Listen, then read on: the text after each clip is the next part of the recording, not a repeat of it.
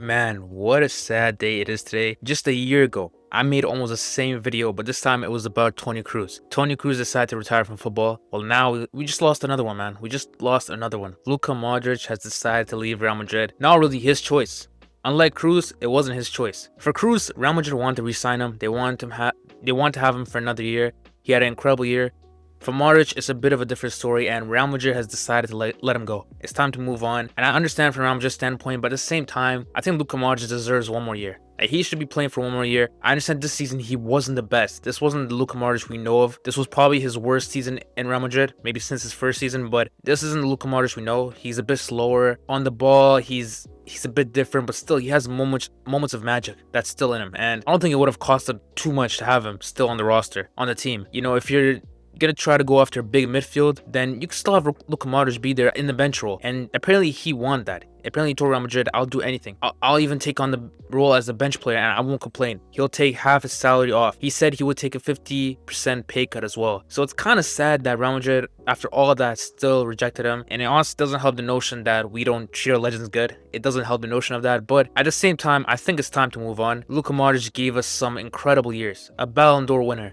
5-time Champions League winner. The list can go on and on. I mean, this guy, he's probably the most accomplished midfielder in a long time that we've had. Him, Iniesta, Zidane, they sit on that table. They're alone there. So yeah, Luka Modric, man, what a career he had. And Real Madrid probably now are going to make a huge signing in that midfield. And it's been rumored around these few days that Real Madrid is going to make an incredible signing, a huge signing in midfield that nobody will see coming. And I have some theories on that. I think Enzo Fernandez might be one. I think they might go all out on Enzo Fernandez. This is a guy that Real Madrid have wanted a long time, and they probably don't care what form Enzo is on Chelsea. I think if he comes to Real Madrid, that could change. You know, that could change a lot. For Argentina, he's a different beast. They'll also look at Florian Wirtz, who is one of the best youngsters in football, and his playmaking is out of this world, and Xabi Alonso knows him in and out. So I think they'll make a run at Florian Wirtz, and there's a reason why he rejected Man City. Man City's not going after him anymore, and there's a huge reason for that. Now, Luka Modric won't leave just yet. A lot of people think he's going to play this last game in the league, and that's it. He's going to play the Club World Cup as well, and honestly, if we win that for Luka Modric, it'd be huge. I think we should win that for him. And this tournament, Real Madrid is going all out. I mean, they're sacrificing Jude Bellingham for this tournament. I understand the pay is a lot. Like, they get paid a lot if they win. A lot. I think it's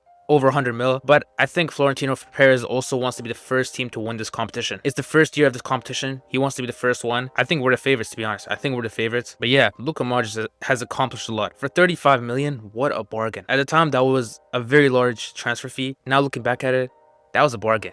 That was a huge bargain, and he's become one of the best midfielders of all time. He's the most decorated player in Real Madrid's history. He is a bigger club legend than Tony Cruz, than a lot of players. This is why it's so sad. It's very sad. And he came to us in such an old age. I mean, for him staying this long, it feels wild that he came at the age of 26. That feels wild. He made 600 appearances for the club.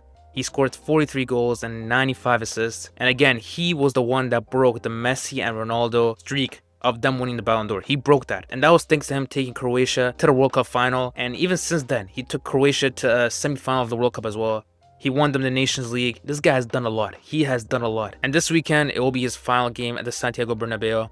That will be a very emotional time. And I really wonder where he's going to go. Where is he going to go? That's something that's been in the back of my mind. I keep thinking, where is Luka Modric going to go? Because I think still, Luka Modric has a lot left in him. He can go into Serie A. He can go to a team like Inter, AC Milan, where these old players just shine out of nowhere. He can go to Serie A and he can do fabulous. He can be marvelous. He could be one of the best midfielders there. Or he could be one of those players that goes back to his old club, which is Dinamo Zagreb. He could go back there. That's a promise he made. Apparently, he's going to go back to Dinamo Zagreb, so we don't know what's going to happen. He has ownership of Swansea City as well. He's a minority owner there, so it's possible that he could go there and he could be like a player owner. That's an interesting situation. The possibility is countless.